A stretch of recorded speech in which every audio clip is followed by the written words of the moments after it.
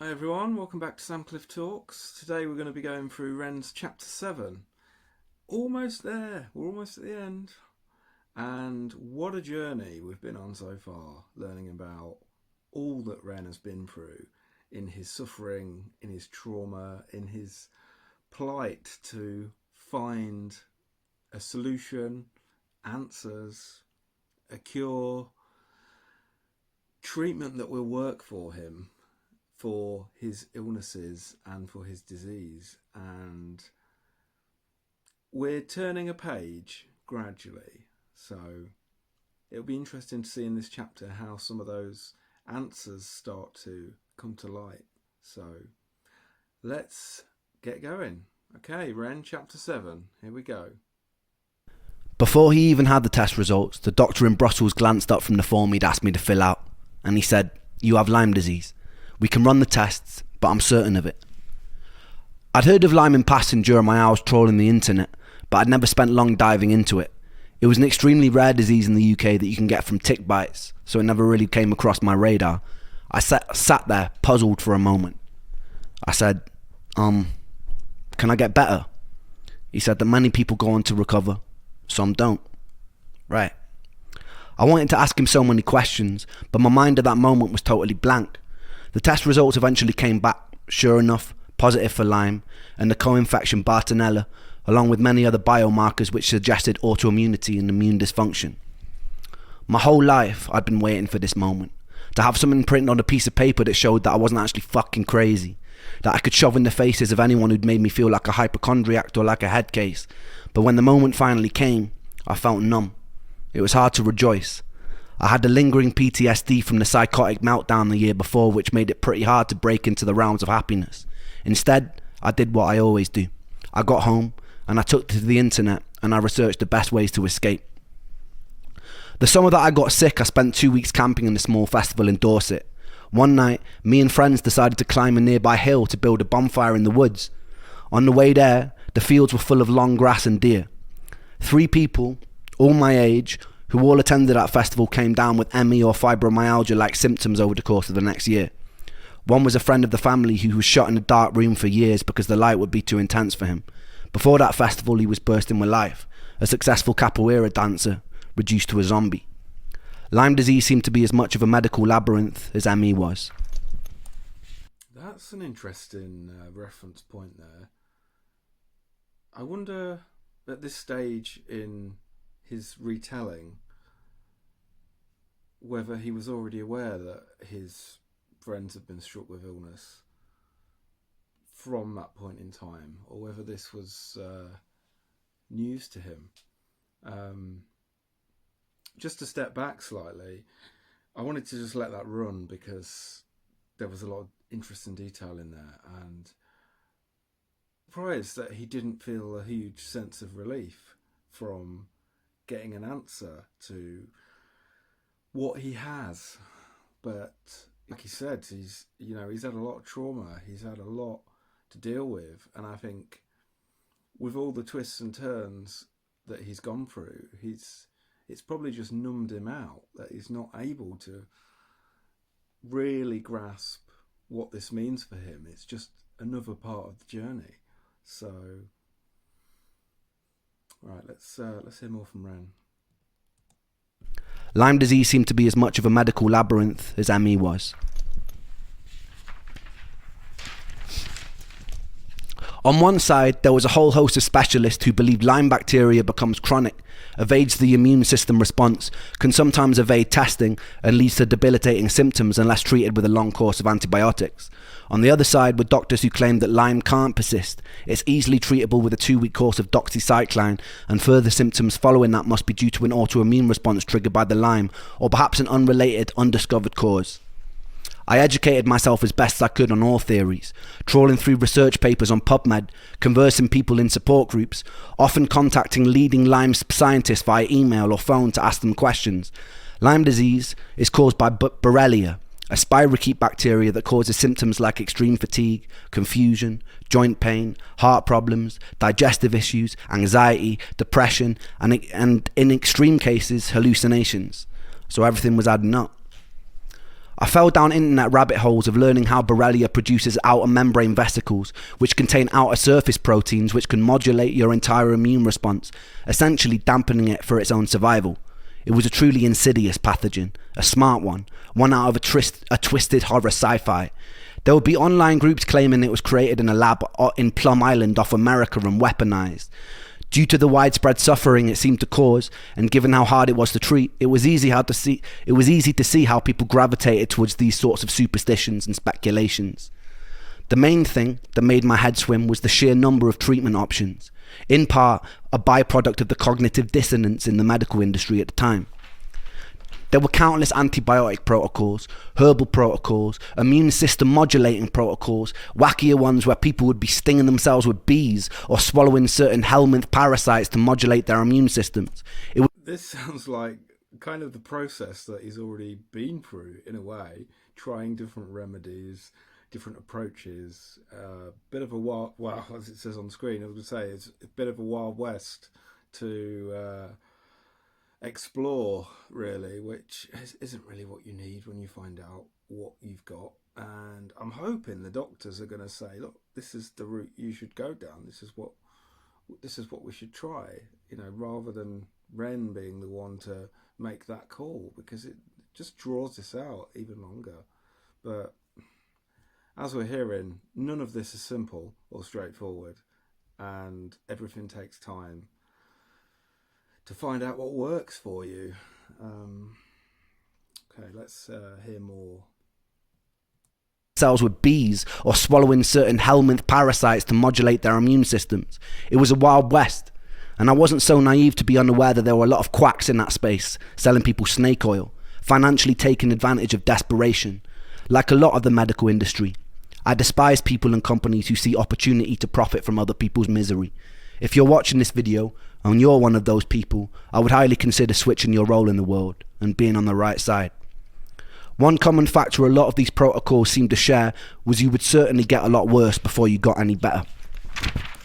Yeah, something I hear from people, and to some extent I've even heard it from doctors and vets and people who are in a position of responsibility for diagnosing or offering treatment or approving medication, that there's this perpetuating cycle of illness to then sell product or allow these pharmaceutical companies to make millions and billions that they do off of the back of people's illnesses. Like, whether the stuff even works for you or not is a bit of a red herring, really. It's important for you as a person, but it's not important for the industry. So there's a lot wrapped up in this, I think, and I know some of you have commented on previous videos around this topic as well. Like, there's a lot of gaslighting that goes on, and there's a lot to be said for the decisions that the medical professionals make in terms of what's in your best interests to get healthy and what's in the best interests of the companies that they serve. Interesting. If you've got any experience of this firsthand, I'd be interested in hearing about that in the comments. So please let us know. All right, let's hear more from Ren. Seemed to share was you would certainly get a lot worse before you got any better. There was something called the Jarisch-Herxheimer reaction. As you kill off the pathogens in your system, they release biotoxins in your body, which are eventually cleared out by your kidneys and liver. These can cause systemic inflammation, additional fatigue, brain fog, mood swings, pain, flu-like feelings. I was no stranger to these things already, but when they got even worse, it was a mental battle. I sought out as many success stories as I could, and I looked for common threads in the ones of the people who made a full recovery. It seemed like long courses of antibiotics were working for some people, but to do it safely I needed to be in the care of a specialist. The NHS were fucking useless. After multiple appointments, one with an infectious disease specialist, they told me the most they could give me was a couple-week course of doxycycline. I knew that probably wouldn't be enough. They told me chronic Lyme wasn't something that they recognised. I presented them with printouts of much of the research I'd gathered online for the most recent studies, which they dismissed. One of them told me I seemed obsessed, and they asked me if I thought about getting a hobby. I fantasised about dragging him by his tie across his desk and pressing a stapler into his skull. Then I politely got up and left.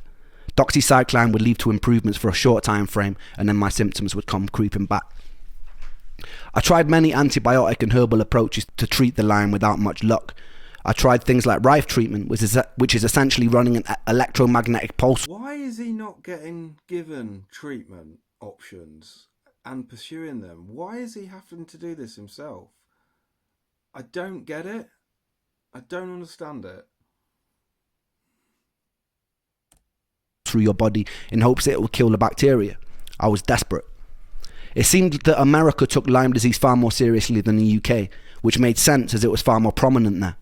I settled on a doctor called Dr. Jemsek over in Washington, and when I could, I would busk or I'd sell music online to raise money. My girlfriend at the time also ran a fundraiser, and my mum said that she'd also help contribute towards flights. It's not easy being sick and broke, but somehow we made it work. That's mad that he's had to get a doctor in America to treat him for this, because it's just not widely known or recognised in the UK. That's crazy. That shouldn't be an excuse not to treat him. You know, where's the support? Where's the system that's in place that deals with this? You know, this is crazy. And having been through all he's been through, like, you're at a point where you've got a diagnosis and you're like, okay, now what? Oh, out on your own, you know, deal with it yourself. That's mental. Honestly. And this isn't even me, and I'm bloody annoyed about this. You know, I'm not the one going through this or have been through this. It's Ren. But, I mean, come on. All right. Help contribute towards flights. It's not easy being sick and broke, but somehow we made it work. A week before I was due to fly out, something happened which changed my whole life. I've always been a believer in the good that you're putting out in the world coming back to you.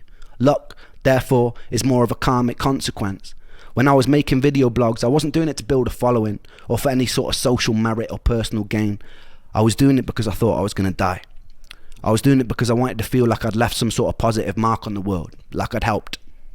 I remember waking up one morning and going through the comment section of the latest video I'd posted, only to find a message from a British doctor who was running a clinic over in Germany in Los Angeles. He is the third and final angel of this story. He was reaching out to offer to help, and he didn't want anything in return. We exchanged messages and ended up jumping on a video call together. The angel explained that he sympathised with my story. His son was a musician, and at his clinic he'd seen firsthand the countless times the destruction that Lyme disease was causing. He explained his clinic was involved in cutting-edge stem cell procedures and seeing promising results for various autoimmune and Lyme patients. The cost of the procedure was upwards of $25,000, something that I could never afford. But he said that every year he personally selected patients to attend his clinic for free. He would offer me the treatment free of charge. All he wanted me to do was document my experience. It made sense to me that if Borrelia was able to modulate the immune system for its own survival, that an intervention that focused on immunological homeostasis would help. The clinic also offered antibacterial IVs targeting the Lyme and various other treatments intended to build the body back up after years of chronic health complications. I was kind of in shock. When a stranger reaches out and offers something so generous, it's natural to doubt his intentions, but something told me to trust this kind offer. Really is an angel. I mean, that is a lot of money to have to pay for treatment and to be offered it for free. That's just a godsend, isn't it? You know, you'd snatch the hand off, as I'm sure Ren did. Something so generous it's natural to doubt his intentions, but something told me to trust this kind offer. I really had nothing to lose, and as morbid as it sounded, my willingness to die made it easy to throw myself into a more experimental procedure. There was also some security in the fact that he wanted me to document my experience and share it with the world. If it had been more sinister, surely he wouldn't want that sort of exposure. I decided I'd still go to the initial consultation with Dr. Jemsek as I'd raised the money, but I would catch a flight to LA once it was done. Money was still an issue. The entire treatment length was about 6 weeks, and back then I could have never afforded the accommodation for that long. I decided to hop on Facebook, and I found a Lyme support group based in LA. There, I found people going through the treatment at the clinic who were happy to put me up in their guest rooms. Despite all our faults, human beings' ability to empathise, lift up strangers, and collectively solve problems purely because it's the right thing to do is such a beautiful characteristic to carry. I sincerely hope that we can find ways to hold on to our own empathy and humanity as we step into the future. I believe these traits will save us as a species. Survival of the fittest is a myth in a society where we have all our basic needs met. It becomes survival of those willing to cooperate. The time came and I flew out to America with Momoko, keeping me company and keeping an eye out in case my health crashed. I went to the initial consultation in Washington, D.C. They recommended that I get on a minimum of a year-long course of various antibiotics and supplements, some to be rotated. I saw this as my fallback plan if the stem cells didn't work. We then headed to LA. It was summertime, so it was boiling. The clinic was based in Beverly Hills. The juxtaposition of spending most of my life in waiting rooms that were falling apart, feeling like a defective product on a conveyor belt that's being rushed along only to be dismissed, to then go into being in what felt like a 5-star health spa where there seemed to be a genuine care and interest for my well-being, was quite odd. I was greeted enthusiastically by the doctor. He seemed a lot younger than his age. When I mentioned this, he laughed and he said it was the stem cells. As we spoke, I could see his childlike enthusiasm for what they were doing at the clinic. Stem cells were very in vogue at the time. There was also much territory to explore, and the potential of what they could offer harder to treat diseases was incredibly exciting and promising. It was hard not to feel some of that contagious excitement leaking from the doctor. He explained that because I've been sick and misdiagnosed for so long, it wasn't going to be easy. There was no magic fix. At times I might feel like giving up, but I should trust the process. So I did. When we first arrived, I was staying on the floor of a young couple's apartment. They were just starting treatment at the clinic. Fontaine was a songwriter and he was an actor. One night he asked me if I liked bikes, and then he took me out on the back of his Harley Davidson and drove at high speed through the hills surrounding LA. It was interesting talking to Fontaine about her experience. I'd found people I could relate to online, but very rarely did I meet people in person whose experience had mirrored my own. She'd also been through the ringer of misdiagnoses, medical dismissal, left to suffer, trying desperately to claw back her own life. I started to realise this problem wasn't localised to the UK. It was global. So many people were going missing and screaming into a void. The first week at the clinic was aimed at building my body back up. I would sit for hours while various vitamins and nutrients were dripped into my body to address any deficiencies that may have occurred from years of being sick. They also offered talk therapy, lymphatic drainage massage, ways to calm your nervous system that would aid healing. I was still having to pinch myself that this was all free. I felt guilty for the people who had to pay. It wasn't easy. Occasionally I'd have an immune reaction to one of the IV drips. I didn't know at the time, but I had mast cell activation syndrome, which meant my body would become highly inflamed in response to many food, vitamins, even things like perfumes or scents from everyday cleaning products could set it off. A year later, while in the German clinic, I would be minutes away from nearly dying after going into anaphylactic shock during an IV drip. A nurse luckily caught me in the nick of time and injected me with an EpiPen. I spent a night in the emergency ward with Germans who couldn't speak a word of English, who put me on an electrolyte drip that made me feel even worse. During the second week in LA, I moved places to stay with another couple. The husband had been a prop and set designer for the Fresh Prince of Bel-Air. They were extremely generous with their time and space and became almost surrogate parents to me and Momoko. There is an unusual companionship you feel with someone who has faced similar levels of suffering as yourself, like an unspoken bridge of understanding. At the time, I was having difficulties with my girlfriend. I wanted her to come with me to LA, as this felt like a pretty pivotal moment in my life. It was a time where I really just wanted to feel safe, but she couldn't take the time off work. I think I felt a little bit funny about the fact Momoko had made the time and sacrificed her own work and she hadn't. She was being distant with me whenever we spoke on the phone, which frustrated me more and more.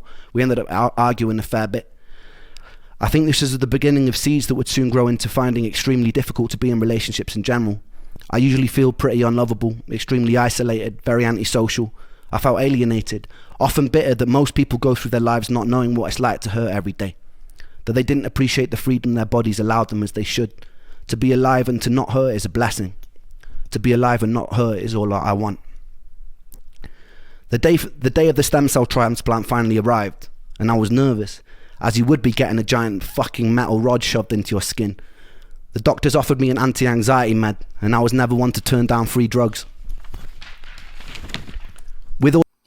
All he wants is just to get better, but this is a real roller coaster again of trying different treatments to be able to find what works for him. And I was never one to turn down free drugs. With autologous stem cell transplant, they take cells from your own fat, centrifuge them, and then do some magic science shit and then feed them back to you in an IV. To acquire these cells, they have to do liposuction. The issue was I was already skinnier than a shadow on a cloudy day. They would usually take the fat from the stomach, but as I had virtually no body fat, they had to go in through the back near my coccyx. They spent about 20 minutes sawing away at your insides and separating your muscle from fat. Then they inject you with a liquid that breaks it down and they suck it back out. Fresh for the stem cell harvest. There's a video of me drugged up and laughing as a needle as big as my forearm gets rammed into my back. This looks very uncomfortable. I returned home pretty bruised up, but full of hope. Like they're digging for gold. Yeah. And so I'm pretty kind of bruised up. I've got these two little holes here where they took the stem cells out and they put them back in my arm. You can't really see on this camera because the light's too much, but I've got more holes in my arm than a Scottish heroin addict. I'd met people at the clinic who were further along the process than me, who were singing the praises of how much better they felt. For the first 3 months I didn't really notice much, but I was told it would take time. I was already doing somewhat better from the 6 weeks of IVs. It's an unusual psychological space to be teetering on the precipice of hope that your whole life could change. There's a certain tension and a certain excitement that comes with that. It must be, to some extent, encouraging for him though as well, to be on a cycle of treatment that seems to be having some positive effect for him, and to have people that he's meeting that can relate to him as well. The ME community and those that have Lyme disease and those that have been having treatment and are in different stages compared to him. It must have taken away some of that loneliness that he's talked about and that kind of antisocial feeling that's been going on for him around this, because I'm sure it's become more and more isolating for him as he's felt that more and more no one's understanding or taking seriously what he has going on. So I'm sure we'll hear more around that to come. So let's keep going with Ren. That your whole life could change. There's a certain tension and a certain excitement that comes with that. I was also having big problems with my girlfriend at the time. I'd found out some things that had really shaken my trust.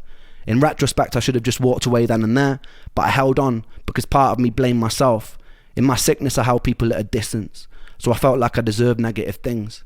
We would fight a lot. The health problems added a whole new dimension to something that would be hard for any couple.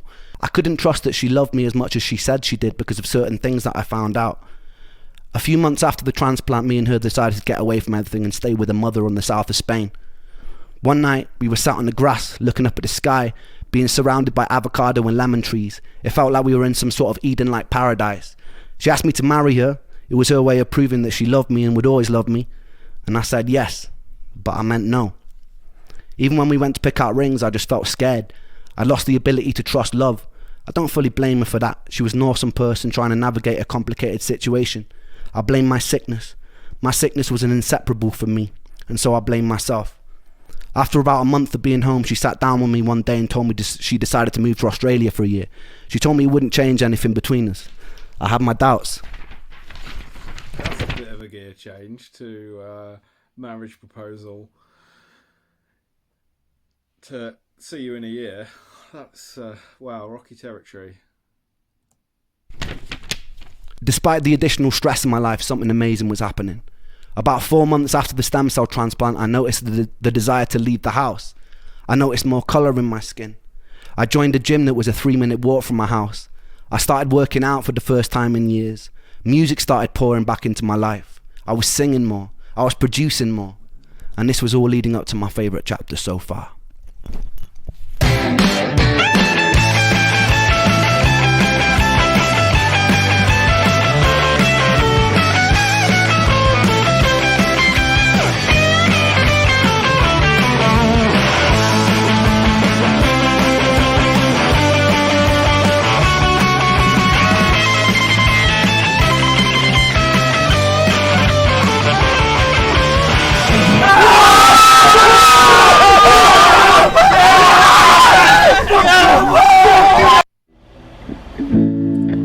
Pause it there before we start getting into the next song towards the end of chapter 7. I'm really pleased that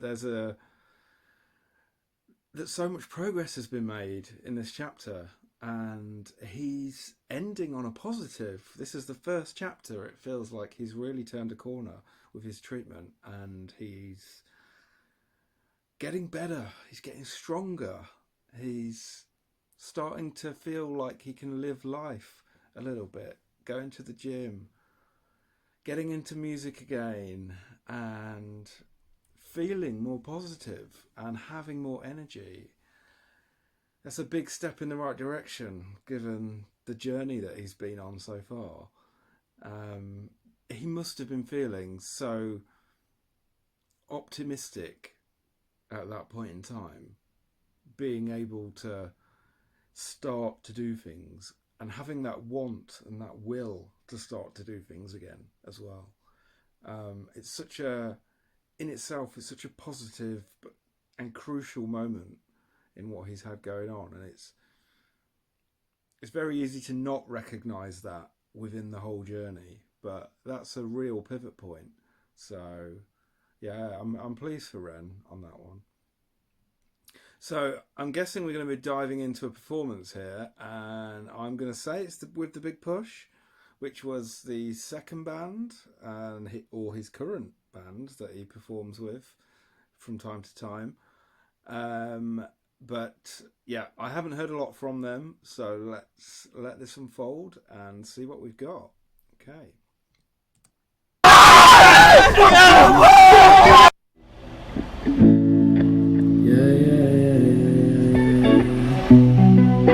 Oh, that sounds wavy. Okay, I'm getting ahead of myself here.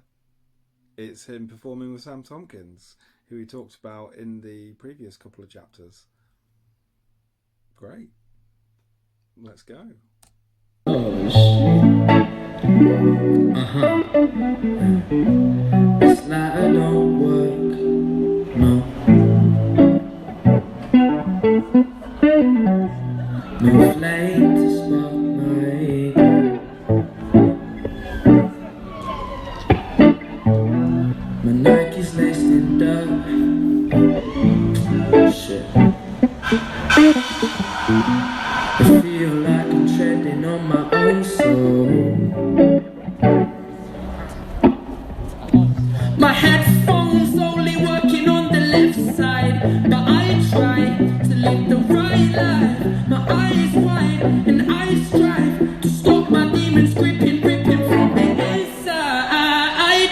This road is dark and I can't find the batteries for my flashlight. I'm blind-eyed and outside.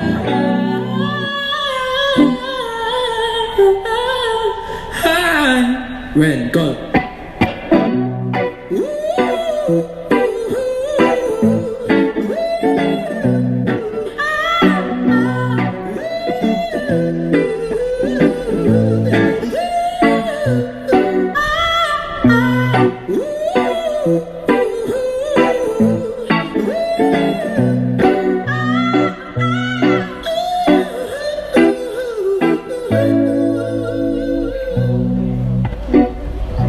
These drugs don't work.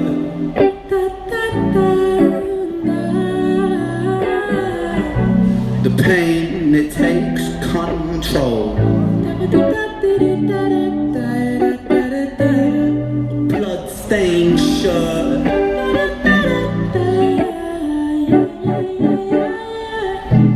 I feel like I'm always being chased by the devil. I try to talk, but I can't seem to get my spoken words right. And I try to keep my stutter alive. And this life, it can be ish, right? Cut you like a flip knife, twist and make you sick, right? And I felt maybe I'll be better. There's a real quiet confidence with them, isn't there? It's like they're just toying around. And I like that. It really works. It's really simple. Ren on the guitar. They're just, bouncing off each other. There's a nice, chilled flow going on with this. Yeah. And the crowd's there. You know, people are stopping, people are watching. It's great. I mean, why wouldn't you? I mean, you don't need to know them to go, wow, these guys have got some skill. They've got some talent. You know, it's cool. It's cool. I like it. So I redirect the calls from my phone. I learned so many lessons from depression. But in essence, I'm just wishing that these bad thoughts were gone.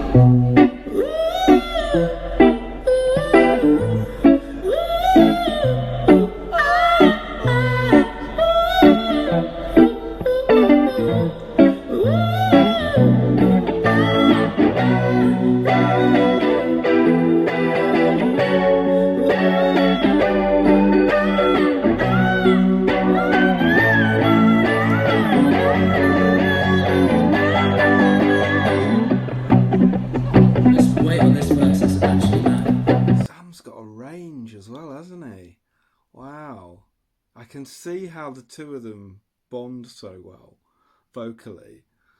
And they've got a really similar look to each other as well. The sound is quite, I suppose, quite surprising because Sam's going so high. And yeah, nice.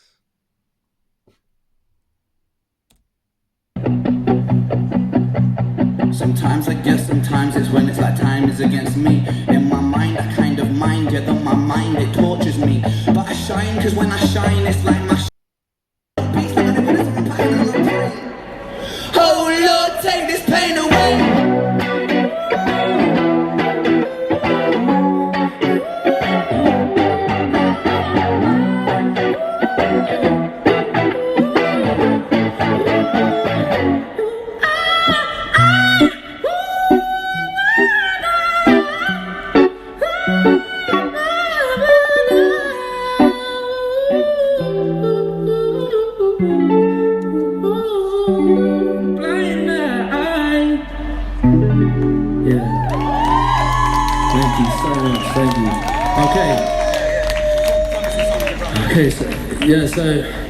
So that's a song that me and Ren wrote. If you want to follow us on Instagram, it's Ren Makes Music, that's REN Makes Music. I am Sam Tompkins UK, that's Sam TOMPKINS UK. This next song is called Same Old Situation. We wrote this not so long ago. That's it. Wow, that was a great intro to Sam and Ren. Their vocal capabilities between them, their artistic skill. Yeah, really nice. Wow, Sam's voice. I look forward to hearing a bit more from him soon, I think. Amazing. Right, well that brings me to the end of chapter. Right, well that brings us to the end of chapter 7. Thank you for tuning in for this one. It's been great to see Ren turning a corner as he has, and I'm sure chapter 8 is going to be incredibly positive and moving as ever, as it has been with the previous chapters, but especially as he comes to a close on his life story and the journey that he's been on with his illness. If you've got any comments to share around anything that's been covered in this reaction, or if you have experience that you want to share of your own, please put it into the comments. I love reading every comment that comes through, and I'll make sure to respond to you personally. Okay, thanks for watching, and I'll see you on the next video. Take care.